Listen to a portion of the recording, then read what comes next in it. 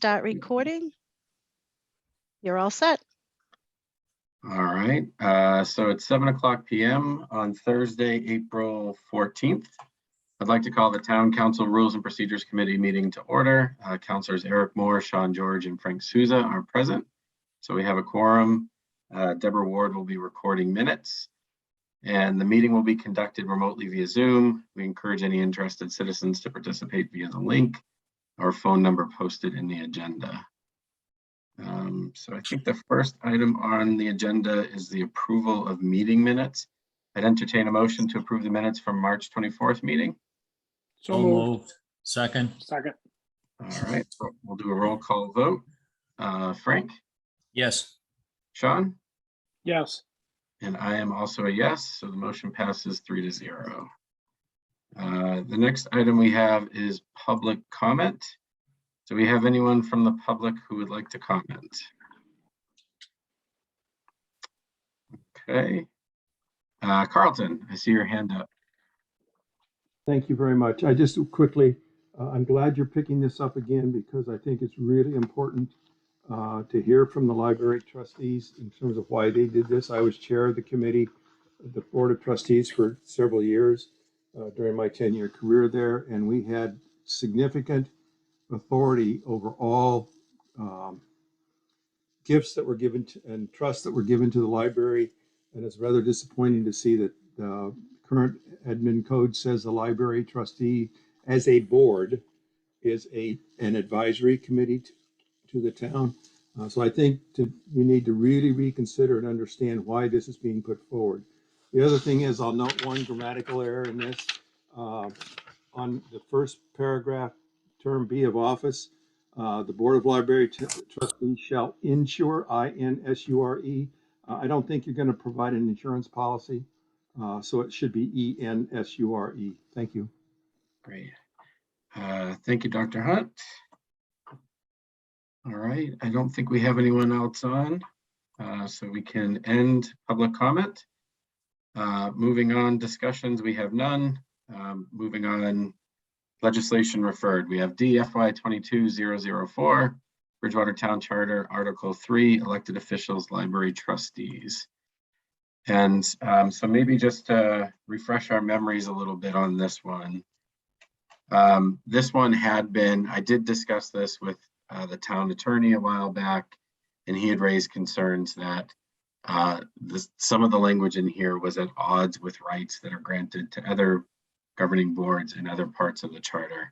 And I think specifically he called out giving the library the sole responsibility or ability to manage and make decisions about funds conflicts with responsibilities that are given to the town council, and then giving the library the ability to approve or hire the library director and make decisions about ongoing employment of that role conflicts with rights that are given currently to the town manager. And so in our last meeting, I said I would do a little bit of homework, and I did. I actually spent some time with Matt Garrettson from the Board of Library Trustees on the phone and talked through these, trying to get a better understanding of some of the goals behind the language and maybe what some alternatives could be. So I think Dr. Hunt probably has a perspective on this too, but in my discussion with Matt, he highlighted a few things, and I'm paraphrasing, so these are my words, not his, but I think he said, you know, the relationship is good right now. We're not fixing an issue, but we are potentially preventing one in the future because there is some confusion, and I think there is some lack of clarity into how much power the library trustees have versus what the voters might expect them to have since they're an elected board. And then also, you know, sort of what town resources that group can access and what decisions they can make. And so in my discussion with Matt, he had said, you know, the first thing that they're interested in is the director role. And they want to make sure that they do have a seat at the table during the interview process. And more specifically, when it's down to the final candidate, they want to make sure that they're being consulted and are playing an active and engaged role in that selection. And so while it might not mean that they have absolute authority to pick the final person, they do want to make sure that they're having a discussion and being consulted and weighing in and giving their opinion on that final person. So that was the first thing, the director. The second one was around the sale of property. And the way that I understood it from the conversation, the library has been gifted property over time, and historically has had the right to make decisions about that property. So these are artifacts and books and other things. And what they were saying is if they decide to sell some property so that they can acquire something else that would be beneficial to the library community, in the past they've had that right. And the way the code is written today, they don't, and they don't even necessarily need to be consulted. And so again, I think the desire here was to try to give them approval to make decisions about liquidating assets that the library owns, but maybe even more importantly, make sure that they're part of the process that decides spending those funds that are available from liquidation. And I think there was some concern that if another part of the town, had a shortfall, they could, under the current code, the town could maybe dip into the library funds, and that would impact the library's ability to deliver. So that was the second thing, the property. The last few topics we talked about were really, I think, more around just formalizing how that trustee group interacts with the town treasurer and the town attorney. I think there was some confusion about if they need to interact with the town attorney or they need time with the treasurer to understand kind of the funds. They may not necessarily get that face time with those roles today. And so they were hoping to just get a little more formality in that relationship so that if they need access to those roles, they would be available to them. And so those were the big topics. And so separate from how that ended up being worded by the Charter Review Committee, those were the goals, really be at the table and be part of the conversation for the director, for the spending of money, and for interactions that require the town attorney or the treasurer. So I did try to take a stab at correcting some of the language in a way that I thought met those goals and also removed some of the role conflict that had been flagged to us. If it makes sense, I could pull up that draft document and we could look at that. Does that sound good, Frank and Sean, or do you have questions maybe? Yep. Do it. Okay, perfect. So let me share this. I think this is it. So let me make this a little bigger so I can see it here. All right, so this is the language from that was proposed by the committee. The composition election, I think, was straightforward. The only edits you see that I made there were just to get consistency in names, so that we always capitalized Board of Library Trustees. We always called it the Board of Library Trustees, that kind of thing. But I didn't really have any material edits proposed for the term of office, for the powers and duties, for the filling of vacancies. These are similar to what was sent to us. Collections, again, I just renamed it so it was library director instead of director of library. This just term consistency. But this section F is where we really started to get into the language concerns. And the original version here had language that said, I've crossed it out, but the Board of Library Trustees shall have the full and sole power. Actually, it didn't say this. This was an edit. To expend, to expend such funds.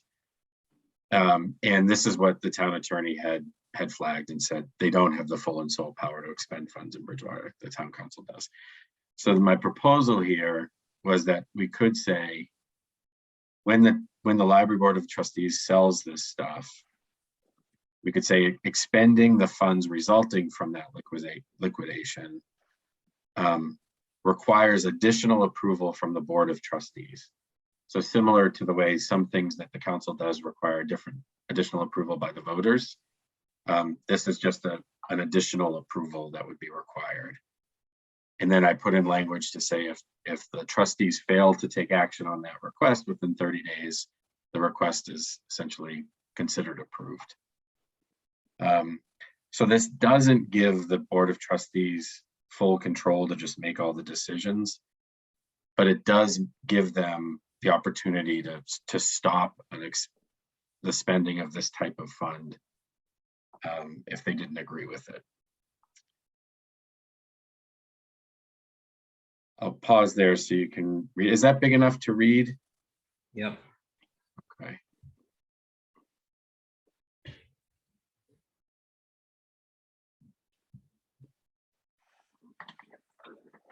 Mhm. Are there any concerns with my reword? Or does that not make Yeah, sense to you? I think personally, I think it's backwards. So what do I mean by that? Somehow word it so that the trustees could submit a proposal on the expenditure of the funds from a sale of property or asset, but the ultimate approval is still in the town council's hands. And I don't think you're going to be able to circumvent that. And this is circumventing the ultimate fiduciary responsibility of the town council. So I think procedurally, I would somewhat propose, I don't know how you word it, is that, the trustees would make the proposal of how the funds are spent. But the council is ultimately the one that approves or modifies or declines. So to support that, Sean, maybe if I had language in there that said something like any request to the town council to use these funds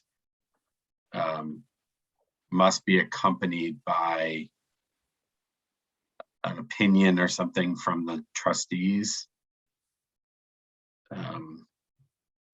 Well, no, I mean, well, I hear what you're saying. I guess I'm just going to do it simplistic. Yeah, please do. There's always nuances to it, right? So the library decides that they want to sell a collection of books, and they have the goal of using those funds to repaint the inside of the library, just just from an argument's sake. Yeah. That proposal should be submitted to the town council, and the town council really has the authority to approve the plan or not. I don't think that the ultimate trump card can be played by the library trustees as the charter is construed. Because there's no other board that has that sole authority without getting approval. Let me put it this way, back up. If it's not within an established budget, so the Board of Recreation, and I get it, they're not elected, they're appointed, but still, the Board of Recreation has an established budget. It gets approved.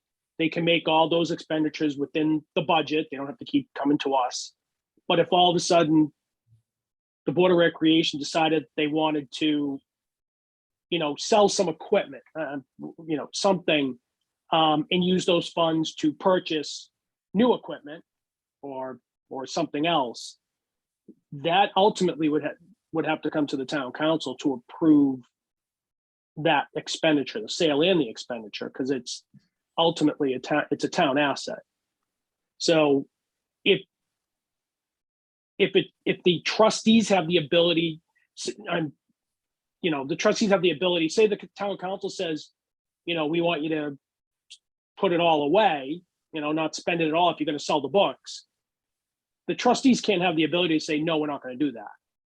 We're going to do it the way we want to do it. That would be, and again, I'm using a very simplistic approach. I know there's nuances to it, but at the end of the day, the town council is ultimately has the fiduciary responsibility for town funds, and also the responsibility for town assets.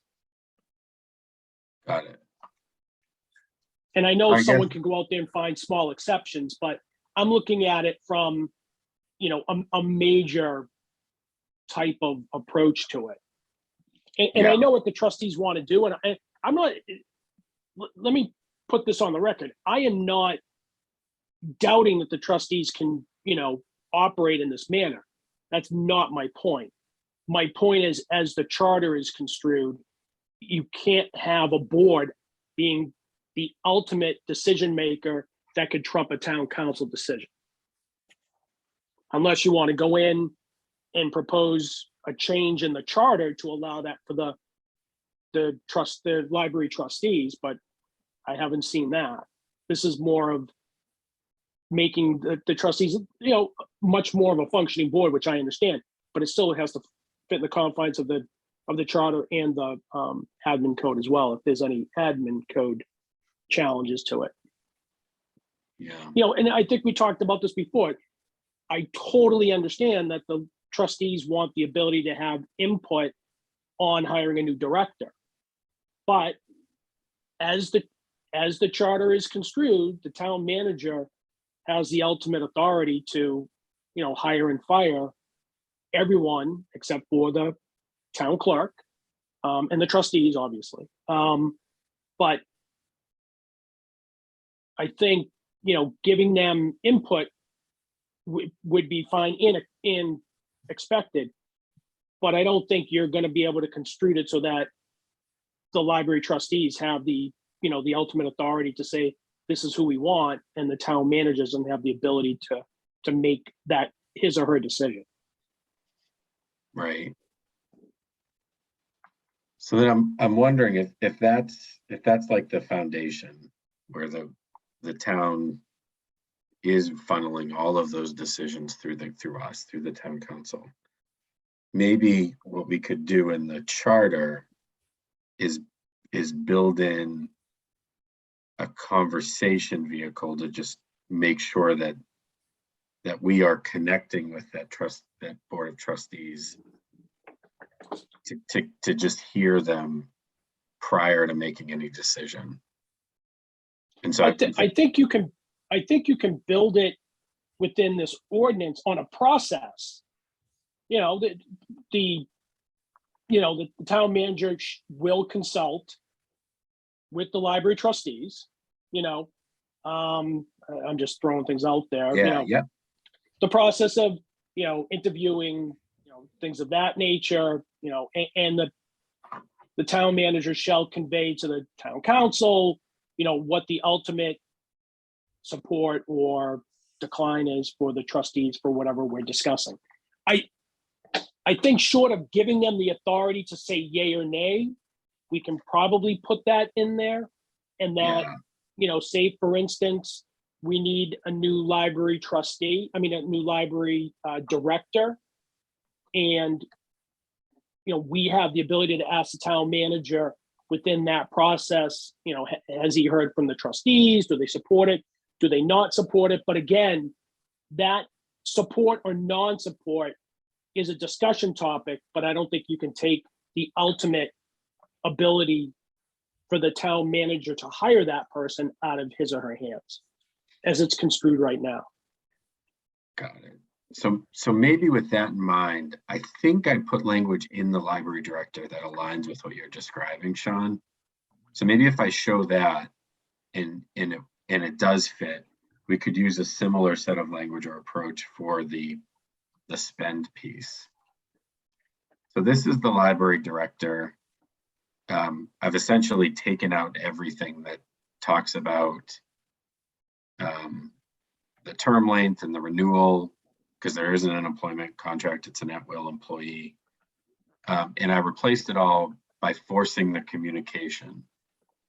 where the new language is the town manager shall give the Board of Trustees the opportunity to interview library director candidates and shall meet with the Board of Library Trustees to hear and discuss their input prior to hiring, promoting, or terminating the library director. Furthermore, Yep. the town manager shall meet with the Board of Library Trustees on an annual basis to discuss the library director's performance. Yeah. And I'm perfectly fine with that. I think that's very good language. But going back to what we originally discussed in regards to, we'll say disposition of assets, Yeah. I don't think we can give the trustees kind of an ability to veto something Yeah. that the town council either, wants to do or says you can't do, and the trustees turn around and say, well, you know what, we're going to do it anyway, and this is our responsibility. Got it. So maybe on that expense, on that fund piece, if we said something to the effect of like the town manager shall give the Board of Library Trustees the opportunity to, share their perspective on the use of those funds, and shall seek their input prior to, any changes to that account or something. I don't know. So that's yeah, something like that. Yeah. something along those lines. I mean, I think, and I'm not an attorney, I don't even play one on TV, but I think we can build in the process where if, there's no ambiguity that the trustees are involved in the discussion with the town manager on, disposition of assets or the hiring of, the director and things of that nature. I mean, and they should be involved, right? That's part of the reason why you hire trustees, is they're the oversight of the library itself and all of the assets from there. But I don't think we can give them authority to, I keep coming up with bad words, but I think you're getting the idea of vetoing. Yeah. If it's in the town manager's hands, the town manager has the ultimate authority. If it's in the town council hands, it's ultimately in the town council's authority. I don't think the trustees can step in either side and say, well, I know you want to do this, but we've decided that is or isn't going to happen, and then have that somehow be enforceable. Got it. Mr. Chairman, Yes. I agree with most of what you're saying, but I think what we could look at is if you leave them completely out, you don't even give them a say in the issue, why are they there? Okay, we have other boards and committees who come in with a recommendation to the council or a recommendation to the town manager. So they should have an opportunity to review what they're discussing, have a vote on their own, and then either recommend it gets it or it doesn't to the next body, either the town manager or the council, but have their voice right there to the vote of the board members and pass that on to the person or organization, either the council or the town manager, who's actually going to put that in action. I think that's what we need. That might help clarify it a little bit and not leave them out. I mean, if you leave them out completely, why are they there? Right. I like that too. So that's where I'm thinking if I change this language then, so we say expending the funds resulting from the liquidation. So it's something like the library, the Board of Library Trustees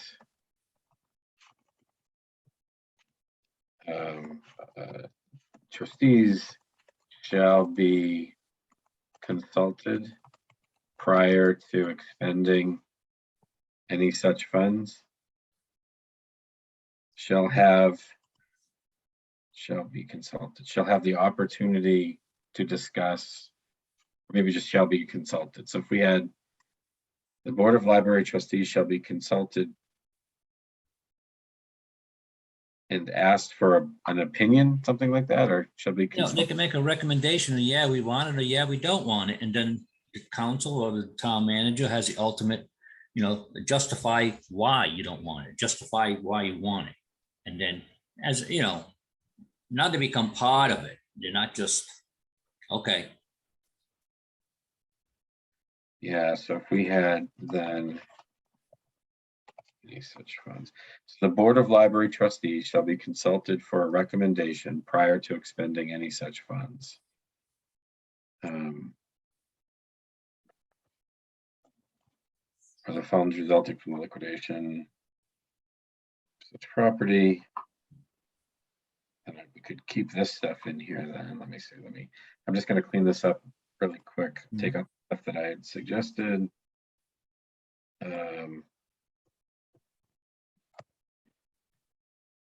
Let's see. I think that's it. So then it says the Board of Library Trustees acceptance of such properties and any restriction placed. So gifts to the library. Would those today go through the council? Would we have to approve? Somebody said, here's a bunch of books for the library. We don't approve those, do we? I think if it's monetary, then we approve anything coming in at $1 gift. Could I address that specific issue, please? Yeah, please. I have gifted books to the library, but the recently hiring of an archivist, I provided some documents to her, and I had to sign, and somebody who actually gave me the documents to give had to sign a transfer of properties document. So that's required for that kind of thing. I've given books and never had gotten a receipt. So what I'm going to give you a little bit of a cleaner suggestion, I think, than what you're struggling with. There's something to the effect, remembering this is gifts of property and funds, basically trust funds, that kind of thing. So it's both hard stuff and also monetary. Mhm. The board, so I'm going to make the suggestion, the Board of Trustees shall make recommendations to the town council regarding liquidation of property and gifted assets. That's basically what Frank's saying, and it's actually what the CPC does by law. We make a recommendation for appropriation to the council. Council does the appropriation. So I think that model works better here. Right, but Carlton, I'm not, so this is where I'd want to stay away from. And again, I'm going to give you a very kind of simplistic approach where I don't think the town manager nor the town council should get involved. This should be solely on the trustees. So if someone comes and says they want to donate a chair, right, an old Bridgewater chair from the 1800s, and they wanted, things like that, that should fall solely trustees and the library director, obviously, right? I would rather keep it anything monetary would need to come to us to ratify the acceptance of a monetary gift. Does that make sense? That does. For example, the example, so we get clarity, is the Flora T. Little gave money to the library as a trust. And over time, that trust grew to a very large amount of money. And the library had sole responsibility to expend that according to the gifts designated requirements. That was money that was, and that money got spent inappropriately, in my understanding, and when the town charter came into play. It was just used willy-nilly, as I understand it. So I think making sure that it's gifts of book gifts, if they sell books on there, where does that go to? That's one topic. If I donated when I pass, if I gave the library $10,000 to be used for climate change books, they have the responsibility to accept that. I don't think that material piece would have to go through the town council, but according to the rules right now, every gift goes through. So Right. And I get what you're saying, Carlton, about the beginning, right? Hopefully we've learned from that mistake. But that would be in the same vein as if someone were to donate money to the town to earmark it for fire boots or something like that, where it's a specific gift, it's earmarked for a specific thing, it's put into a restricted account, however Right. you track it, and it's only used for that specific purpose. And I understand sometimes they have to be in a legal trust because of tax purposes and things of that nature, right? Which we accommodate. But if someone wanted to give $500, to the library for help with well, I was going to say newspapers, but those are, whatever the case may be, it would come to us just like any other donation, specific purpose, and that if we approve it, it goes right to that area, and then the director's responsible, for spending it, and the trustees are responsible for making sure it gets spent in the right way. I mean, I think we would do that the same exact way as if we do any other monetary donation that is for a specific purpose. That's my opinion. I accept your statement, except for one thing. The latter part of your statement was to the effect the trustees would make that. That's a difference than the town manager would. So you're giving them ministerial duty to ensure gifts to the libraries, AKA the town, are overseen by the library board of trustees. Well, here's the thing. Ultimately, those monies don't get spent the right way. Ultimately, it's the town manager's responsibility. That's his job. But I think you can give oversight, just like you would for the fire chief or the police chief or whomever, around making sure that donated funds for a specific purpose are used for that specific purpose. Yeah, But- I understand. Yeah, we're trying to wordsmith and not totally on the same page, but I'll let you Right. guys, I'm not part of the committee. I'm just trying to help No, get and- language and I- cleaned up. No, I appreciate the input. Thank you very much. I think we're trying to get to the same place. We just want to make sure put the language in so that it doesn't get picked apart when we finally propose it, Right. which is again, aggravating to everyone involved. absolutely. And again, going back to the models that we have, if the Parks and Rec Commission has money come in from the lease money or the use money that's at the Legion Field, that's payment. It's not gift, but the authority to spend that money is within the Parks and Rec, right? That is looked at as a revenue source versus that's different. See, this is where I say in the budget, the budget's approved and you do your sources and uses, then that money falls within the normal operate. That's correct. And same thing with the library. But if the library falls into a windfall for something, it has to go through a specific purpose outside of your normal budgeting process. And we want to make sure that all parties involved have input, but still at the end of the day, depending on what it is, it's either going to fall ultimately to the town manager, well, we'll say for like the director, or it has to come to the town council to approve the acceptance with the explanation of where it's going. And obviously the explanation is whatever the intent is of that money coming in. And I hear what you're saying. I'm not, Okay, yeah. go ahead, I'm sorry. We're talking sort of the same way. I'm just saying that the town manager, actually that funding would be delegated to the library director to work on. And that's what everybody says, the town manager. Well, town manager needs to do more delegating to the department heads. Yeah, which he or she has the ability to do. But the buck stops. Okay, I mean, at the end of the day, you and I both, we all know the buck stops with him or her. I'm getting better at saying him or her. I Don't can't do say it. Don't they. do it. Stay neutral, the town manager. I look, I was brought up where it was disrespectful to call an individual they. But anyway. I didn't say they, I said town manager. No, well, all right. You know where I'm going with this.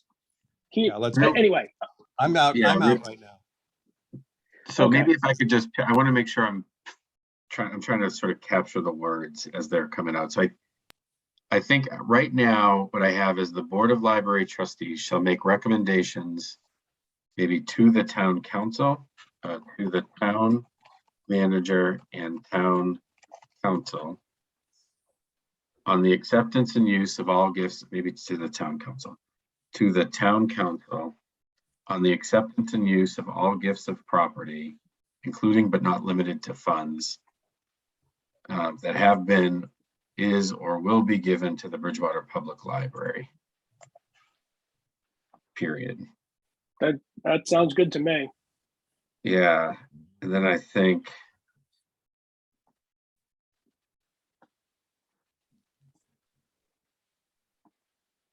so then this also says that they can have the power to liquidate. Do we also want to give them the ability to recommend liquidation and disposing? Yeah. I mean, you would. Yeah. They should have the authority. They should have the ability to Mhm. recommend. Yes. Yeah. All right, so let's pull this and I'll clean up the crossouts. What we're Yep. trying to do is we're trying to avoid every action at the library being done by somebody who's not on the board. And that's, again, why do you need a board? When these people are doing a great job and the library is functioning very, very well. Yeah. Shall make to liquidate. So the Board of Library Trustees shall make recommendations to the town council to liquidate or dispose of any such gifted property, subject to any restrictions. And I think What's the meaning of dispose? that's a good question. I guess in my mind, liquidate is to receive some sort of compensation or cash or something for it, and dispose, in my mind, destroy. Okay.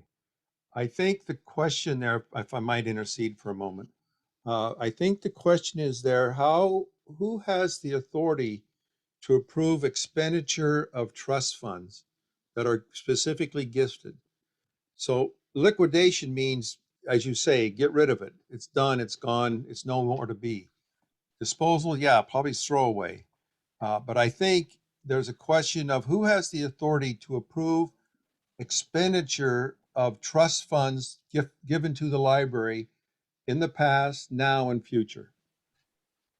My understanding would be the town manager, and the town manager would be responsible for making sure that those expenditures were within the approved manner of whatever the dedicated funds were. It's kind of the same thing, I think, as the senior center, where there's funds for the senior center can only be used for senior center purposes. There's some funds dedicated for the building, so things of that nature. That would be my understanding. Again, I think the town council has to be the authority to expend. Yeah, so if I add expend there and I say the Board of Library Trustees shall make recommendations to the town council to expend, liquidate, or dispose of any such gifted property, subject to any accepted restrictions. And in that way, it's just a recommendation to the town council. It's not the authority to take the action.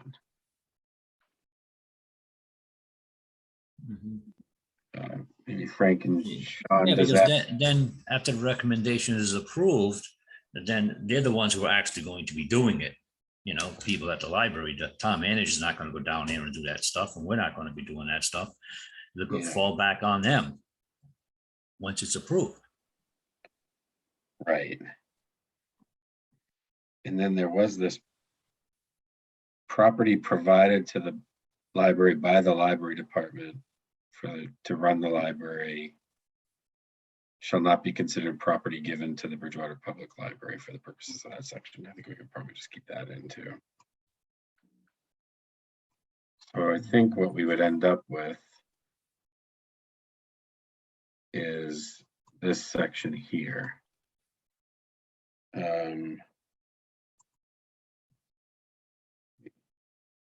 Sorry, I'm trying to make it so we can see it there. Does that look okay then as a revised version? Trying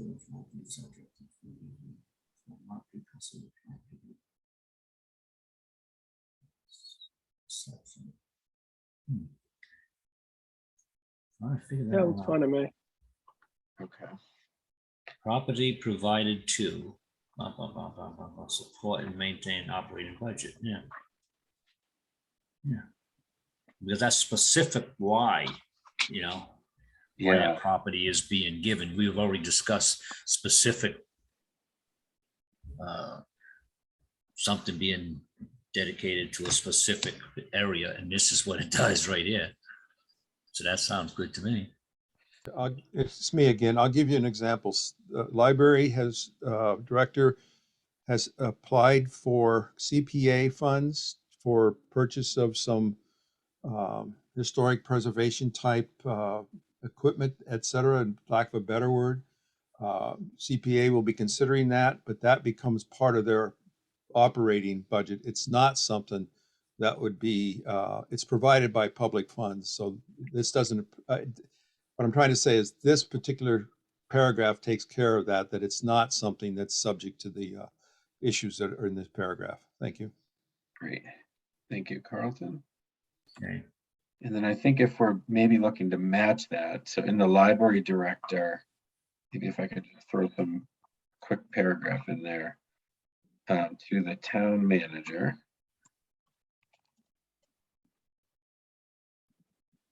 On the hiring, promotion, and termination.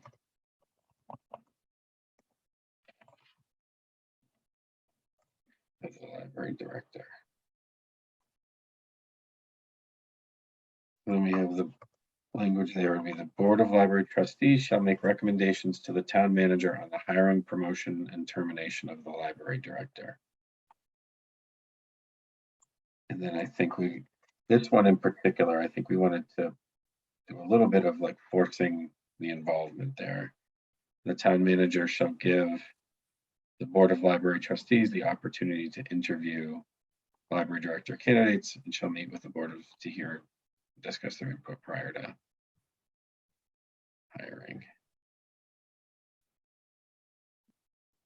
We'll meet with them on an annual basis to discuss performance.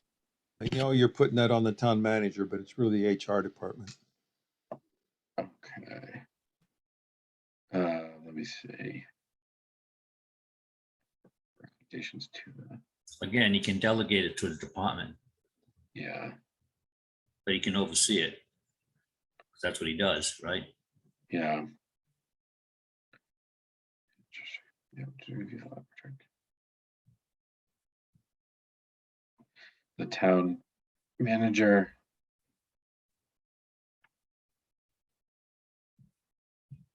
Okay, yeah, I think we probably could keep town manager. Mhm. So then that would be the revised language there. Let me just pull this stuff out. We can put this in after.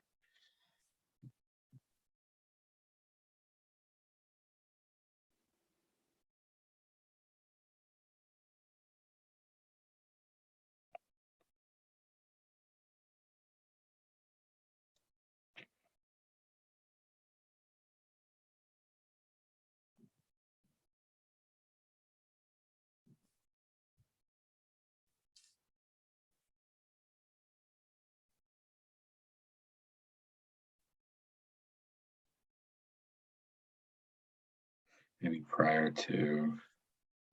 Okay. Does that sound okay, Sean and Frank? Yeah, Yeah, sounds good to me. Okay. And then we'll pull out all the stuff about contract. And then the only other two changes, the town collector. I had in there, the town treasurer shall act as the treasurer to the Board of Library Trustees. I don't know if anything needs to change there, but. And then specifically calling out that the town attorney shall, and I put in through the direction of the town manager, act as attorney of the Board of Library Trustees. Yeah. I wonder for the treasurer, should we also put through the direction of the town manager? just because I know we can't give direction to them. So it would be the You can town. put- I don't think it's gonna hurt putting it in Town there. collector treasurer, the town treasurer shall.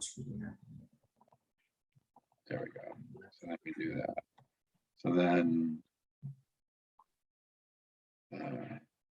So that's the town treasurer shall, through the direction of the town manager, act as treasurer for the board of library trustees. Yeah. Again, it's that's town manager has a delegation. Yeah, What we're really doing, that's what we're saying. As long as they, the board of trustees should have the opportunity to go to the treasurer for questions or anything pertaining to their funds without having to go through the town manager.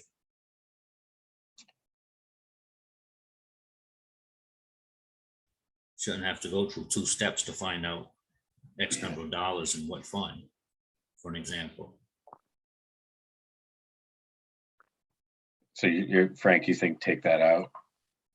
Then we can just say, I'll act as the treasurer. He's going to act as the treasurer, but we want to make it clear that they should be able to go directly to the treasurer, like I say, to find out X number of dollars in a particular fund, for an example, okay? If they shouldn't have to ask the town manager to go when he's already assigned the treasurer to them.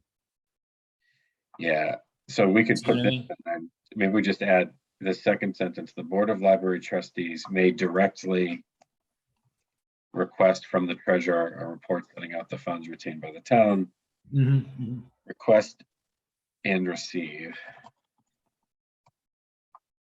Yeah. And subject to the custody and control. It's quite clear that the town manager overseeing this has directed the town treasurer to handle that for them.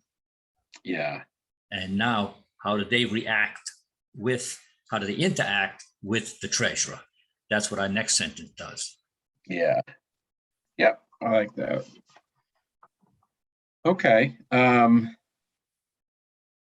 So this looks pretty good. I think that covers it then.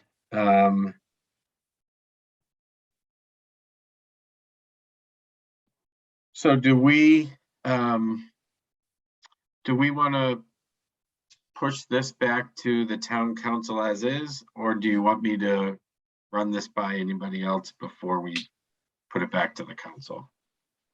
You've had a I number of would- you have a number of conversations with attorney on what this is about. Did he have any suggestions or any ideas contrary to what we've done? This latest set of changes, I think we could run them by him just to get his view and just make sure we didn't break something. He had highlighted the conflict, but he hasn't actually, like, we might want to have him just weigh in on the language here.